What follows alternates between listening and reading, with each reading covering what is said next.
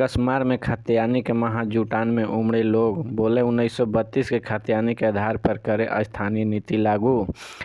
Jharkhand news खाद्यान्नी महाजुटान कार्यक्रम में संबोधित करते तीर्थनाथ अंकाश।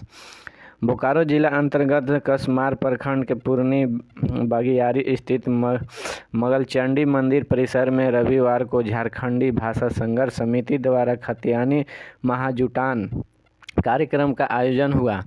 कार्यक्रम में कसमार, पेटवार और जरीडीह प्रखंड समेत आसपास के क्षेत्रों से काफ़ी संख्या में खाद्यान्नी जुटे। इस दौरान 1932 के खाद्यान्नी के आधार पर स्थानीय नीति, नियोजन नीति और विस्थापन नीति लागू करने की मांग पर जोर दिया गया। केवल खाद्यान्नी के मूल झारखंडी होने का पहचान। कार्यक्रम को संबोधित करते हुए आंदोलनकारी तीर्थनाथ अंकाश ने कहा कि केवल खाद्यान्नी के ही मूल झारखंडी होने की पहचान है। इसके अलावा कोई भी सर्टिफिकेट झारखंड का मूल निवासी होने को प्रमाणित नहीं कर सकता है। इसलिए हर हाल में सरकार को 1932 के खाद्यान्नी के आधार पर स्थानीय नीति लागू करना ही पड़ेगा। साथ ही कहा कि अगर राज्य सरकार ने इस मांग को हल्के में लिया तो सरकार का न केवल सत्ता से हाथ धोना पड़ सकता है, बल्कि भविष्य में वापसी का कोई रास्ता झामुमो और गठबंधन के पास नहीं रह जाएगा। किसी गलत फहमी में ना रहे राज्य सरकार। उन्होंने कहा कि सरकार का गलत फहमी में ना रहे कि यह आंदोलन थोड़े दिनों में थम जाएगा, चाहे इसके लिए हम 32 साल या उससे अधिक ही क्यों ना लड़ना पड़े। हम सभी झारखंडी लड़ेंगे और 1932 के खाद्यान्नी के आधार पर स्थानीय नीति, नियोजन नीति और विस्थापन नीति लागू करा कर ही दम लेंगे। कहा कि झारखंडी ने अपने हर अधिकार के हमेशा लड़ाई लड़ रही है, हासिल करके भी दिखाया है। अगर राज्य सरकार ने निर्माण इसका सबसे जीता जागता प्रमाण, अगर हम लड़कर झारखंड अलग राज्य ले सकते हैं तो 1932 के खाद्यान्नी भी ले दिखाएंगे। झारखंड के रामगढ़ में नक्सलियों ने कई वाहनों को लगाई आग। जाने क्या है पूरा मामला। रामगढ़ जिला अंतर्गत वेस्ट बोकारो यूपी क्षेत्र के लयू कोठी टांड में लुग पहाड़ की ओर से आए और नक्सलियों ने ईंट भट्ठे से भी मामले को लेकर नक्सलियों ने कई वाहनों को आग के हवाले कर दिया। इस दौरान एक बाइक जेसीबी के ट्रैक्टर में आग लगा दी गई। इससे बाइक और जेसीबी मशीन पूरी तरह जलकर राख हो गई। हालांकि इस दौरान ट्रैक्टर को ईंटे भट्ठे के मजदूरों ने पूरी तरह से जलने से बचा लिया। घटना के बाद से ईंट भट्ठे के मजदूरों के दस्तक का माहौल कायम है। मौके पर पहुंचे एसपी। घटना की सूचना मिलते ही पर रामगढ़ एसपी प्रभात कुमार, एसडीपीओ किशोर रजक, ओपी प्रभारी अखिलेश चौबे और सीआरपीएफ रावण कैंप के सहायक कमांडेंट सहित पुलिस बल घटना स्थल पर पहुंचे।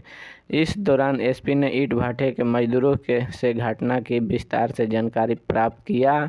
क्या है पूरा मामला। मिली जानकारी के मुताबिक करीब 16 की संख्या में नक्सली शनिवार की रात करीब 8:30 बजे लयू के स्थित कोठी टांड पहुंचे। इस दौरान 4 नक्सलियों ने अजय मेहता के ईंटे भट्ठे पहुंचे। शेष नक्सली बोकारो नदी के पास ही बैठे रहे। चारों नक्सली पुलिस की वर्दी में हथियार से ले थे। पहचान छुपाने के लिए मुंह पर काला कपड़ा बांधा हुआ था। इस दौरान नक्सली ने ईंटे भट्ठे के मजदूर सूर्य और बुधराम मुंडा ने मुंशी के बारे में पूछा। दोनों मजदूरों ने बताया कि मुंशी बालाजी हार्ड कोल फैक्ट्री में सोए हुए हैं। इस दौरान नक्सलियों ने ईंटे भट्ठे में खड़े ट्रैक्टर के सीट में आग लगाकर मजदूरों के साथ बालाजी हार्ड कोक फैक्ट्री चले गए। झारखंड में गर्मी तेवर लक्ष्य पारा पहुंचा 43 डिग्री के पार। जानी कब होगी बारिश। झारखंड में गर्मी ने अपने तेवर दिखाने शुरू कर दी है। पारा 43 डिग्री सेल्सियस के पारा चल गया है। भीषण गर्मी से लोग परेशान हैं। मौसम विज्ञान केंद्र रांची के मुताबिक 3 अप्रैल को कुछ इलाकों में ही हल्की बारिश हो सकती है। रांची। झारखंड में गर्मी से लोग परेशान होने लगे हैं। डाल्टनगंज में पारा 43 डिग्री सेल्सियस के पार चला गया है। 3 अप्रैल को तापमान में कुछ गिरावट आ सकता है। मौसम विज्ञान केंद्र रांची ने बुलेटिन जारी कर बताया कि उत्तर प्रदेश में एक साइक्लोनिक सर्कुलेशन बन रहा है, जिसका टर्फ लाइन झारखंड होते हुए तमिलनाडु तक जाएगा। इसके कारण 3 अप्रैल से झारखंड के उत्तर और उत्तरी पूर्वी इलाकों में हल्की बारिश हो सकती है।